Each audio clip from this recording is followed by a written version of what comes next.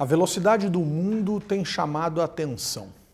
Desde o início do século XX, sobretudo por meio dos grandes processos de urbanização vividos em diferentes lugares da Terra, autores, filósofos, pensadores têm se surpreendido com a velocidade. George Simmel fala isso em A Metrópole e a Vida Mental, no começo do século XX, bem no comecinho do século XX.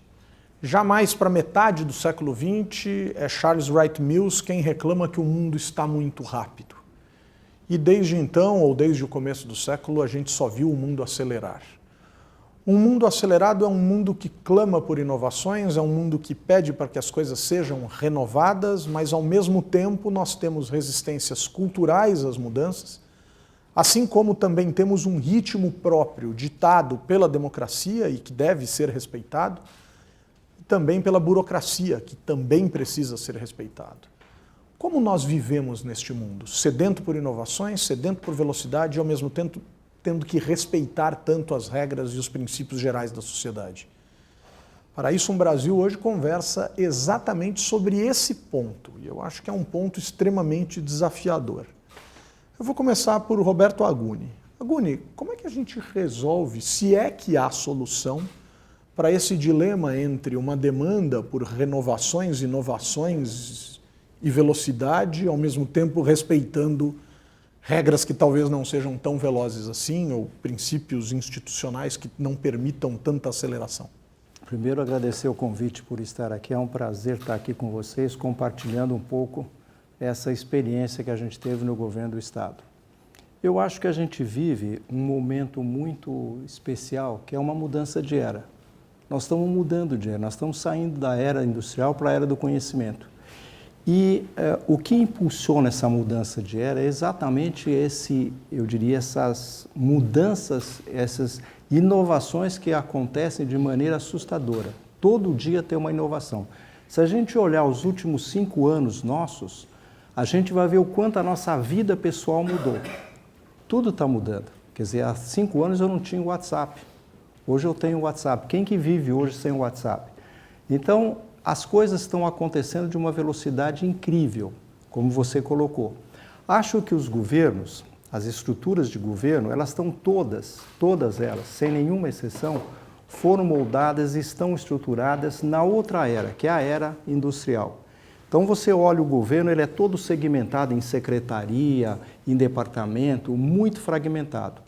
E quando você tem essa mudança acontecendo todo dia, numa velocidade incrível, é necessário mudar um pouco as atitudes. É necessário começar a entender o que está acontecendo. Isso a gente tem alertado o governo, a gente está trabalhando nesse tema de inovação desde 2005, 2006. A gente passou por um momento especial no governo, que é com o surgimento da internet em maio de 95. Essa tecnologia veio mudar completamente a forma como que governo e sociedade se relacionam. Quer dizer, se ela já mudou a vida de todo mundo, principalmente governo e sociedade. A partir daí, todos os governos no mundo inteiro começaram a desenvolver o chamado governo eletrônico. Você estava usando essas novas tecnologias para melhorar o quê? Melhorar seus serviços, melhorar sua relação com a sociedade. Entretanto, a gente não conseguiu avançar, eu diria, nas últimas 2 etapas desse chamado governo eletrônico, que era exatamente integração e participação. Quer dizer, os governos, como ele estava estruturado em outra era, tudo segmentado, dividido, ele não consegue se integrar, ele não consegue enxergar o cidadão como um indivíduo, como uma pessoa. Ele sempre enxerga o cidadão, ora como estudante, ora como motorista, enfim, ele segmenta, assim como o Estado está segmentado, ele segmenta o cidadão. Isso não é mais possível, porque hoje, cada vez mais, o cidadão ele é único e ele requer uma atenção especial. Ou seja, essas mudanças que aconteceram na sociedade acabaram tornando os problemas muito complexos. E para resolver um problema complexo, você precisa de múltiplos conhecimentos. O governo não vai mais resolver os problemas da sociedade sozinho. Ou ele se abre e trabalha junto com a sociedade e juntos resolvem os problemas, ou ele não vai avançar. Então, inovação aí para nós, o conceito de inovação, é exatamente a gente está seguindo um pouco o termo de inovação definido em 2003 pelos países da OCDE, que é chamada inovação organizacional. Ou seja, a gente precisa sim usar as novas metodologias, as novas tecnologias, mas não mais, tá certo? Simplesmente trazer essas novas tecnologias em cima da burocracia existente. Senão você só gera automação. É claro que a automação ajudou muito o governo. Quem se lembra do imposto de renda? A gente fazia imposto de renda à mão, num formulário que a gente tinha que correr atrás. Hoje você já tem o seu imposto de renda praticamente pronto na internet. Você, em qualquer lugar, no seu smartphone ou no seu computador, você resolve essa questão. Então, a tecnologia ajudou muito, mas ela não é fundamental, não é o principal. Ela é acessória, ela é uma ferramenta. O que você precisa rever são os processos. E como rever esses processos? Eu acho que você tem que rever com foco no usuário. Não é mais foco no sistema. Você não pode desenvolver as coisas focando nos controles, como o governo faz. Você tem que focar no usuário. Quem é o usuário do serviço? É um cidadão. E o que esse cidadão quer? O que ele precisa? Qual é o meio pelo qual ele quer receber aquele serviço? Então você tem que atualizar o seu processo de trabalho. E aí, desculpe, a gente tem ouvido no governo de que, olha, o governo tem um arcabouço legal que impede a inovação. Não é verdade. Não é verdade. Tá certo? Todo o arcabouço legal do governo, ele diz o que fazer, não diz como fazer.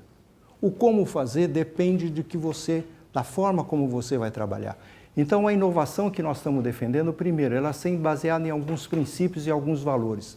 Princípios como governo único para o cidadão único. Não é mais possível o governo enxergar o cidadão segmentado. Ele tem que enxergar o cidadão como único e prestar o serviço de maneira integrada. Não é possível mais, isso foi muito bom em 1997, quando nós criamos o Poupa Tempo, você entrar num espaço onde tem todos os serviços públicos, você ser tratado como cidadão, você ser muito bem tratado, você ter prioridade, você ter acesso a esse serviço de maneira simplificada. Mas não é possível que para você fazer 3 ou 4 serviços, você precisa se identificar 3, 4 vezes. Para você tirar carteira de motorista ou carteira de identidade, você precisa lá colocar seu dedinho lá, fazer sua coleta biométrica. O governo é um só. O governo é único. Então ele tem que tratar o cidadão como único e ele tem que se integrar. Ele tem que trabalhar, compartilhar as coisas. Depois, o outro princípio fundamental é o governo como plataforma, que desde 2011 a ONU tem dito que o governo do futuro é o governo como plataforma. Ou seja, o governo não vai resolver todos os problemas da sociedade. Ele tem que se abrir com a sociedade, ele tem que compartilhar os dados com a sociedade, dar todas as suas informações, os seus espaços para, junto com a sociedade, achar soluções de interesse da sociedade. Quem mora aqui em São Paulo e que precisa se deslocar nessa capital, nessa cidade, nessa metrópole que é complexa, hoje prescinde, não se desloca sem um aplicativo. Entra no seu celular, diz onde é que você está, nem precisa dizer, porque o celular já tem, já está o referenciado, já sabe. Você diz para onde vai e ele te diz, toma tal ônibus, tal metrô, etc. Quem faz esses aplicativos? É a própria sociedade. Alguém fez, colocou numa loja, você baixa, às vezes até de graça, tá certo? E usa. O que a sociedade quer? Quer que o governo disponibilize suas informações, seus dados, como é que funcionam os ônibus, que horário, que linha, e a sociedade mesmo se organiza e presta esse serviço. E assim vai. Quer dizer, você também tem um outro conceito que é hiperlocal. O governo tem que ser hiperlocal. Quer dizer, não dá mais para fazer políticas públicas, educação.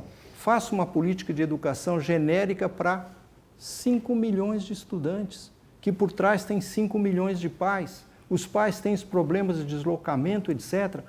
E hoje, conversar com 5 milhões de pessoas é absolutamente tranquilo. A gente tem Facebook, tem o WhatsApp. O WhatsApp tem no Brasil, mais de 100 milhões de pessoas que utilizam. O que é conversar com 5 milhões de pessoas para saber a necessidade dela? Todo mundo aqui viu o que aconteceu há 2 anos atrás, quando o governo do Estado quis simplesmente deslocar alunos de uma escola para outra. O que aconteceu? Teve que voltar atrás. Por quê? Porque não ouviu os pais, não conversou com os pais de alunos. Então, o governo hiperlocal ele tem que considerar que nas suas políticas públicas, que quem é o usuário dessa política, quem é o beneficiário é o cidadão, e ele tem que ser ouvido, ele tem que participar da construção dessa política. E hoje existem ferramentas, meios, tecnologia suficiente para fazer isso de uma maneira absolutamente tranquila. E o último conceito, quer dizer, a gente fala muito, tá certo, em organização exponencial. Quer dizer, o governo tem que ser uma organização exponencial, o governo tem que atender o cidadão de uma forma excelente, de uma forma excepcional, como a gente diz. Por isso que é a organização exponencial. Tem que trabalhar com eficiência para o governo. O cidadão, quando entrar no poupa-tempo, ele não precisa, se ele quiser 3 ou 4 serviços, bastaria ele colocar o dedo dele, tá certo? E se identificar, e o governo lá atrás deveria ter todas as suas bases integradas, saber exatamente prestar o serviço para aquele cidadão de forma integrada. Eu não preciso me identificar toda vez. Isso significa, tá certo, que a organização precisa criar esses canais, essa maneira de se relacionar com o governo. Então, eu vejo, sim, que a gente tem que aproveitar o momento, as novas ferramentas, as novas tecnologias que estão cada vez mais à nossa disposição. E é interessante porque o servidor público, quando sai do governo, ele é um cidadão. Ele usa todas essas ferramentas com a maior tranquilidade. Usa o WhatsApp, usa tudo isso, usa o Facebook. Agora, por que dentro do governo eu não faço isso, eu não uso isso? Por que eu não utilizo essas novas ferramentas para rever os processos, para criar novos modelos de prestação de serviço, se abrir mais para a sociedade, focar mais? E aí tem ferramentas, tem metodologias como o design, que é o que a Telos, a gente acompanhou a criação da Telos e a gente se sente muito orgulhoso de ver pessoas formadas em administração por uma escola como a Getúlio Vargas e se dedicando a trabalhar para governo, não dentro de governo, tá certo? Mas trabalhar, ajudar o governo a construir melhores políticas públicas, melhores serviços, usando metodologias colaborativas. Eu vou tomar exatamente esse ponto dessa possibilidade de participação, inclusive de fora dos governos, para essa construção, por meio de todas essas tecnologias, mas não só das tecnologias, também por questões de métodos diversos. E vou aproveitar, Aguni, que você está colocando muito, e acho que de forma absolutamente essencial, o cidadão no centro desse debate. É nesse sentido que eu entendo que a gente precise compreender como desenhar estas políticas públicas de maneira inovadora, né? E aí, Germano, esse trabalho da Telos é um trabalho extremamente importante, é um trabalho relevante, mas eu gostaria da gente poder entender um pouco o que é esse design de políticas públicas, o que é desenhar políticas públicas e como que este desenho e estes métodos dialogam exatamente com esses desafios colocados pelo Aguni associado à ideia de colocar o cidadão no centro das atenções e de todos esses esforços que precisam ser realizados para que as políticas públicas funcionem minimamente com a cara desse indivíduo único. Bom, acho que vocês colocaram elementos muito importantes em relação ao contexto, né? Seja a velocidade da sociedade, as mudanças que o governo passa e a sociedade tem tido com as novas tecnologias. Nesse sentido, o que a gente precisa entender é que o usuário, o cidadão, o consumidor mudou. Com essa velocidade de transformação, esse ser humano está em constante transformação. E nesse sentido, o governo precisa ter uma capacidade institucional e uma capacidade de gestão metodológica capaz de ouvir esse cidadão, quais são as suas novas necessidades e dar uma resposta para que atenda suas necessidades cotidianas de vida. Se o governo não consegue dar essa resposta, a gente começa a ter uma crise de representatividade. E é o que a gente está vendo não só no Brasil, mas no mundo inteiro. A gente está passando por transformações onde o papel do governo na sociedade está sendo repensado. O cidadão do século XXI, ele é um cidadão hiperconectado. Ele é um cidadão que tem acesso à informação, que ele tem acesso a diferentes tipos de produtos e serviços. E é inevitável, na sociedade tão rápida e tão conectada, ele comparar o que ele vê na sociedade, na sua vida privada, com o que ele consome do governo. O governo, uma vez que ele é um provedor de serviço, em muitas vezes, ele começa a comparar por que aqui isso eu consigo opinar, eu consigo dar o meu like, eu consigo comentar e eles me ouvem e me dão uma resposta e aqui eu não consigo ter uma resposta tão rápida ou tão personalizada. A partir disso, então, a gente tem que entender que o cidadão do século XXI, por exemplo, um recorte, os millennials, né, tem uma necessidade de consumo e de participação na sociedade que é muito única. Quem é esse cidadão? Os governos estão preparados para isso? A gente tem uma capacidade institucional de gestores formados com uma capacidade, um modelo mental de ouvir esse usuário? E aí que a gente entra, então, no desafio de ter novas metodologias, abordagens, para que os gestores públicos consigam dar essa resposta. E, nesse sentido, se o cidadão mudou, eu preciso ter novas metodologias para ouvi-lo. Nesse sentido, a gente tem uma metodologia específica, que é o design de serviços, muito inspirado no design thinking, que é uma metodologia que nasceu no Vale do Silício, na Califórnia, muito disseminada por uma empresa chamada Ideal, que estruturou a forma de pensamento dos designers. Como que os designers resolvem problemas focados no ser humano.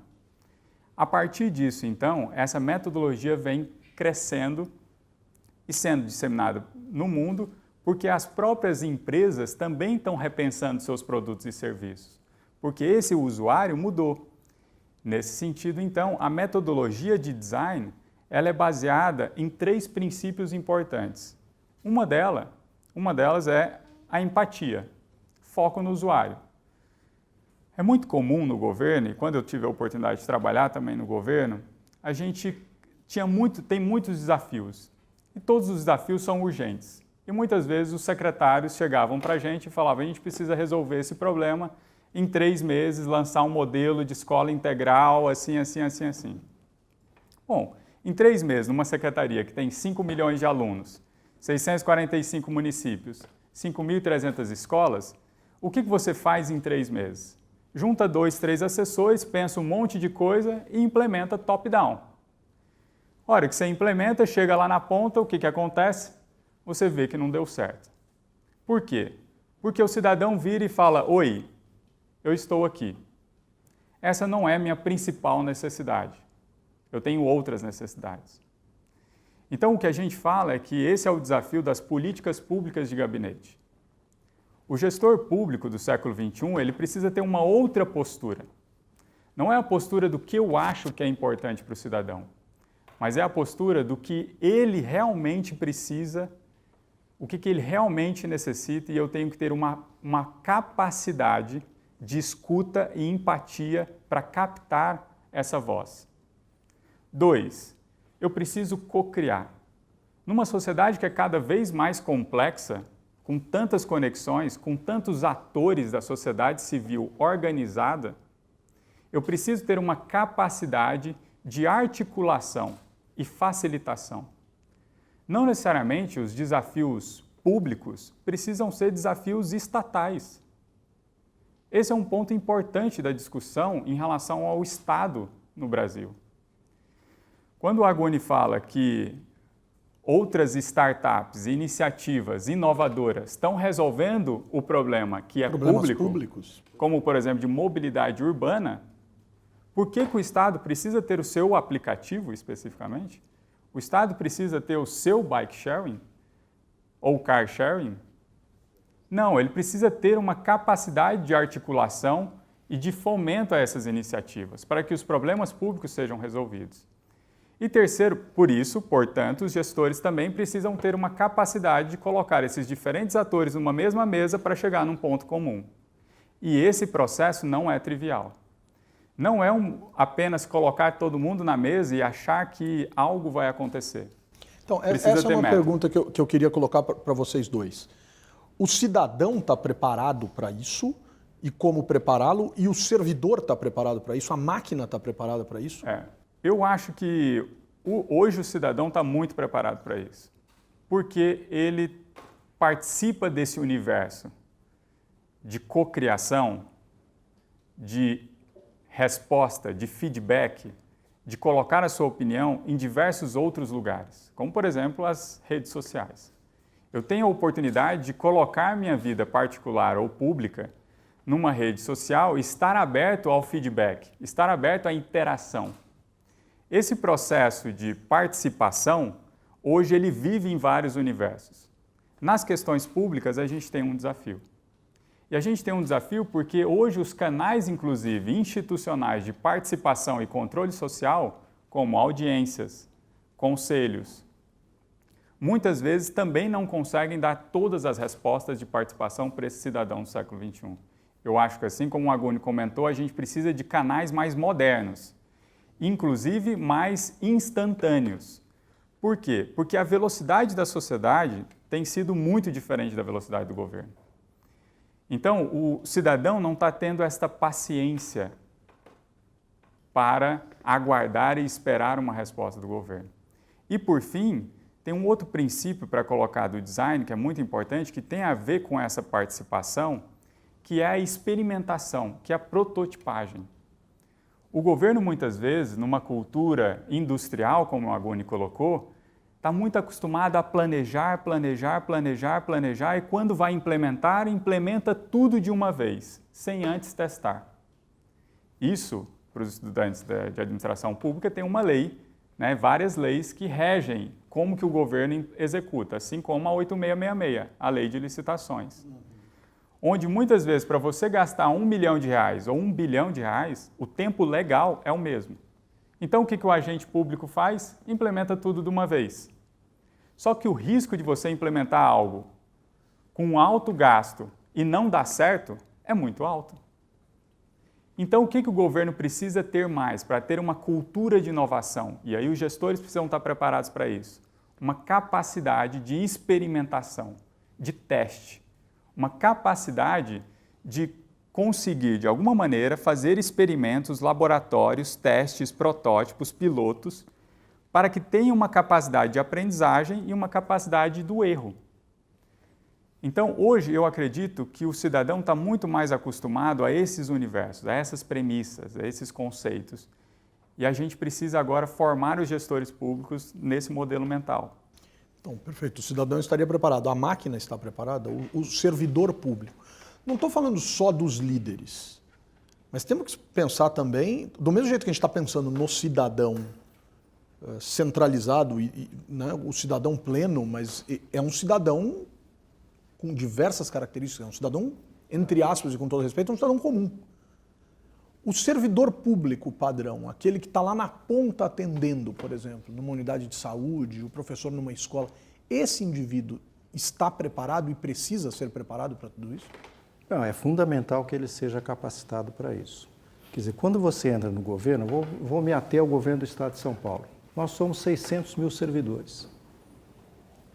Tá certo? A idade média, 50 anos.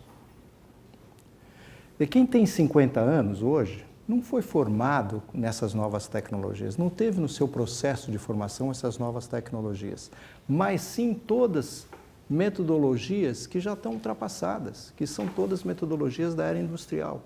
Então é fundamental que o cidadão, que o servidor público seja assim capacitado. Eu acho que há uma diferença, quando o Germano diz que a sociedade está preparada, eu acho que está melhor preparada, ela está mais conectada, ela já trabalha o DNA dessa nova sociedade, principalmente essa, eu diria, menos de 35 anos, tá certo? E aí você diz, no estado de São Paulo, quem tem menos de 35 anos? A maioria da população. Se você olhar nas estatísticas, você vai ver que 56% da população tem menos de 35 anos. Então, a maioria hoje está muito bem preparada, está conectada, teve no seu processo de informação essas novas tecnologias, tá certo? Ele vive essas novas, vive no seu dia a dia. O Estado não. O Estado não tá super conectado. Você ainda entra em algumas secretarias, tá certo? Lá dentro é proibido ter acesso às redes sociais, ter acesso às novas tecnologias. Então, é fundamental que você prepare o servidor público para utilizar essas novas metodologias, novas tecnologias, como o Germano está dizendo. Quer dizer, quem no Brasil Há 2, 3 anos atrás, nós conseguimos construir o primeiro laboratório de inovação no estado de São Paulo, que foi o primeiro no governo do Brasil. A gente aproveitou e veio um pessoal aqui na USP Leste de Stanford criar o laboratório de criatividade de vocês. Nós aproveitamos esse pessoal, discutimos com eles e montamos o primeiro laboratório de inovação em governo. Para que laboratório de inovação? Exatamente para testar o que os irmãos estavam dizendo. Você tem que usar novas metodologias, não adianta reunir todo mundo numa sala, sociedade, governo, e achar que vai sair uma ideia brilhante. Você tem que ter método de trabalho, você tem que ter ferramentas. Você precisa incorporar isso, que é a metodologia do design de serviço, que tem por si só, tá certo? A metodologia tem uma fase que é a experimentação. Eu vou prototipar, eu tenho uma boa ideia, tenho em fase da empatia, escuto as ideias, seleciono uma conjunto, testo aquilo lá, testo, mesmo que seja em laboratório, por isso que é o nome de laboratório. Testo, e se testado, depois eu vou para a prática, faço um piloto, depois expando. O governo não pode errar, a gente tem lá dentro o princípio de que nós não podemos errar. Como que não podemos errar? A gente vive errando. Olha as manifestações desde 2013 nas ruas. O que as manifestações estão dizendo para nós, governo? Não estamos de acordo com o que vocês estão fazendo. Quando o povo saiu à rua e disse queremos o padrão FIFA, o que ele estava querendo dizer? Quer melhores serviços, quer serviços de qualidade. Não tem sentido, olha, eu estou falando do estado de São Paulo, não tem sentido você entrar no Poupatempo, fazer 3 serviços e ter que se identificar 3 vezes. Não tem sentido algum. E olha que a gente está falando de uma coisa que ainda agrada ao cidadão, né? Quer dizer, não, imagina as eu estou coisas, falando de né? uma coisa que tem acima de 95% de aprovação de ótimo e bom. Perfeito. Pesquisa anual feita pelo Poupatempo, que é o melhor serviço público do Brasil. É copiado no mundo inteiro. Portugal veio aqui para levar e criou lá o serviço dele, e tipo Poupatempo. Todo mundo usa esse padrão de serviço. Nós fomos buscar exemplo na Inglaterra, na Alemanha, para criar o nosso Poupatempo. Mas ele precisa evoluir. Como você disse, a sociedade muda muito rapidamente. Nós não estamos mudando. Você entra no Poupatempo Sé, ele está muito parecido com o que foi inaugurado em 97. Vamos fazer 20 anos agora. Ele precisa mudar. Ele precisa incorporar essas novas tecnologias, novas metodologias. Por isso, com certeza, o servidor público precisa ser melhor capacitado. Por isso que quando a gente implementou o programa de inovação em governo, a gente trabalhou em 5 dimensões. A primeira dimensão é cultura. É claro que você precisa mudar a cultura. Quando você tem servidor com 50 anos, ele é formado, ele já tem uma cultura própria, você precisa mudar isso. Então a gente dá exemplos de palestras, eventos como este, nós temos um parecido que é o Inova Day. Quem quiser assistir, Inova Day, basta colocar no Google lá o Inova Day que eles te remetem a esse evento. É lá no auditório da Secretaria da Fazenda, é aberto, é televisionado, é transmitido pela internet no site do Inova Day. Simplesmente a gente está trazendo experiências concretas do setor privado, do setor público, mostrando que é possível fazer as coisas de forma diferente. É possível prestar serviço de maneira diferente. É possível a cocriação, sim. É possível foco no usuário, sim. Portanto, é possível inovar, sim, no setor público. A gente trabalha na outra dimensão, que é a capacitação. Por quê? Porque é exatamente o que o Germano falou. Eu preciso preparar esse servidor para sentar numa mesa e discutir, ouvir. O governo não tem o costume de ouvir. Ele fala muito, mas ouve muito pouco. A gente precisa ouvir mais. Bom, por que a gente precisa ouvir? Porque qualquer problema hoje é de grande complexidade. Os problemas foram mudando. Eles eram simples, passaram para complexos e agora passaram para complicados e agora estão complexos. Para entender a complexidade de um problema, eu preciso de visões diferentes. Por isso que o foco é no usuário daquele serviço, ele tem que estar presente, ele tem que dizer. Como a gente deu o exemplo da educação, como é que eu mudo uma política educacional? Como é que eu desloco um aluno de uma escola sem ouvir o pai dele? E não tem sentido mais. Então eu preciso usar esses métodos. E eu não preciso implementar tudo de uma vez. Janeiro de 2 anos atrás, a partir de janeiro mudou a escola. 300 mil crianças vão ser afetadas. E como é que eu não ouço essas 300 mil crianças, os seus pais? E ouvir a coisa mais simples do mundo com as novas metodologias. A outra dimensão, tá certo? É projetos.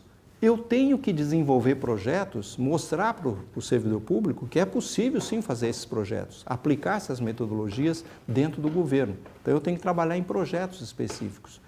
A outra dimensão é tecnologia. Eu preciso estar sempre pesquisando o que está acontecendo no mundo. O governo não pode ficar fechado como ele é fechado, fazendo as suas práticas como se a sociedade não tivesse mudado. Você vê serviços que são prestados igualzinho de anos e anos atrás. E a resposta é porque é assim. É porque a lei manda. Lei é para ser alterada. Decreto é para ser alterado. E as leis e decretos, como eu disse, dizem o que fazer, não como. O como eu tenho que ir mudando de acordo com as ferramentas que eu tenho disponíveis. E essas ferramentas, hoje, a cada dia surge uma nova. Há 1 ano atrás, 2 anos atrás, eu não tinha o Uber. Hoje eu tenho o Uber. Aliás, nós viemos para cá com o Uber, tá certo? Eu não tinha o Airbnb. Eu não tinha um monte de aplicativos, tá certo? O que esses aplicativos estão fazendo? Eles simplesmente estão juntando quem tem interesse num serviço com quem quer prestar aquele serviço. É o caso do Uber, o caso do Airbnb, que é você alugar espaços. Você vai viajar para uma cidade, você entra no portal e hospedagem. Tem muitas famílias que hospedam pessoas, oferecem seu apartamento. A gente viu aqui na Olimpíada, famílias que saíram dos seus apartamentos e alugaram seus apartamentos na época da Copa, da Olimpíada. Então você tem esses aplicativos, você tem gente desenvolvendo isso. O que o governo precisa fazer aí é dar condições, articular com a sociedade, fazer parcerias. Ah, mas parceria é proibido. Onde é que está a proibição de parcerias? A gente acabou fazendo no governo um evento chamado PitGov. O que é o PitGov? A gente sabe que tem garotos, aí tem pessoas que desenvolvem aplicativos. PitGov aí é o aplicativo, eu estou falando de startups, que são pequenas empresas que acham uma solução brilhante. O Facebook nasceu de uma startup. O Google nasceu de uma ideia assim. A maioria, o Uber nasceu assim. Então a gente abriu. O que o governo fez? O governo simplesmente disse: eu tenho problemas ou dificuldades nessas áreas. Fez desafios. A sociedade apresentou soluções. O governo testa essas soluções, é claro. Você pode fazer um convênio e testar soluções. E depois você acha um jeito, tá certo? Estuda aquele modelo de negócio que aquela startup propõe e acha uma maneira de fazer a aquisição. O que o governo precisa mudar é que ele não pode olhar para a sociedade e encará-la como fornecedora. E aí aplicar a Lei 866. Eu não estou comprando. É diferente disso. Eu estou construindo junto, achando uma solução para um problema, tá certo? E com um parceiro, com outras pessoas, com outras cabeças. E a gente não tem a legislação mais apropriada para isso, mas a gente tem que construir. A gente tem que aprender os novos negócios. Até mesmo na legislação. Isso. Até mesmo na legislação. Nós precisamos mudar a legislação. Agora, mudar a legislação, se é decreto, basta o governo convencer o governador ou a estrutura interna do governo e mudar o decreto. Se é lei estadual, o governo normalmente tem maioria ou tem grandes representantes, uma parcela significativa de representantes na Assembleia. Basta mudar a lei. Nada, a lei não é eterna. A lei exatamente foi feita para regular um momento da sociedade. E ela precisa ser alterada a cada momento, porque a sociedade está mudando e muito rapidamente, como a gente falou no início. Portanto, a legislação precisa ser alterada também. Nesse sentido, a gente está falando bastante aqui, está dando bastante exemplos pela vivência, enfim, da questão estadual. Como é que eu levo isso para o município? Como é que eu levo isso para as cidades? Quer dizer, quais são as dificuldades e as facilidades? Quer dizer, nas cidades, vamos pensar em municípios médios, por exemplo, moram menos pessoas que nos estados. A questão é que talvez tenham menos recursos, talvez tenha menos clareza em alguns municípios dessa possibilidade de inovação. Quer dizer, como é que eu encaixo isso na realidade municipal, Germano? Perfeito. Bom, Beto, acho que você está tocando um ponto muito importante, que é o tema de cidades. Em relação a isso, em 2011, o mundo se tornou urbano. Mais de 50% da população no mundo inteiro vive em cidades. E essa é uma tendência de crescimento. A ONU projeta para 2050 que o mundo vai ter aproximadamente 70% da população vivendo em cidades. Isso representa aproximadamente 8 bilhões de pessoas. Um dado curioso, as cidades ocupam 2% do território do planeta e consomem 80% dos recursos naturais do planeta. Então eu brinco que a gente vai ter que ser muito criativo e inovador para manter a vida na Terra nos próximos séculos. Nesse sentido, a gente tem um grande desafio. Por quê? Porque a cidade é o locus, é o hub de troca de serviços entre pessoas, empresas e governos. Ali, nas cidades, nós temos a grande oportunidade de transformação e inovação. Por quê?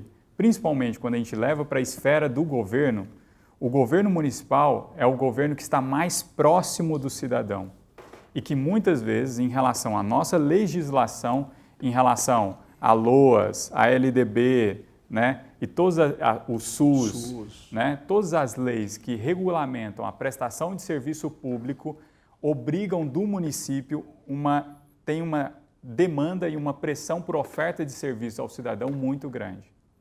Nesse sentido, ao mesmo tempo, fez com que os municípios tivessem mais obrigações, porém não menos recursos. Essa contrapartida de recursos não foi diretamente proporcional e hoje é um grande desafio. Nesse sentido, portanto, os municípios precisam ser mais fortalecidos e a gente precisa ter um processo de descentralização e empoderamento dos municípios para resolução de problemas do cidadão. Nesse sentido, os municípios, por exemplo, têm uma capacidade, e os gestores públicos do município, uma capacidade, por essa proximidade, muito maior de ouvir o usuário e de dar uma resposta mais rápido. Ninguém vive, né, no Estado, na União. Todo mundo vive no município. O município é onde está o cotidiano das pessoas. As pessoas andam na calçada, na rua, pegam um ônibus, vão na escola, vão no hospital, né? Esse leque de serviços, as pessoas que, quando eles são muito bem entregues a uma resposta do governo de alta qualidade, é o que a gente conhece e sente como bem-estar.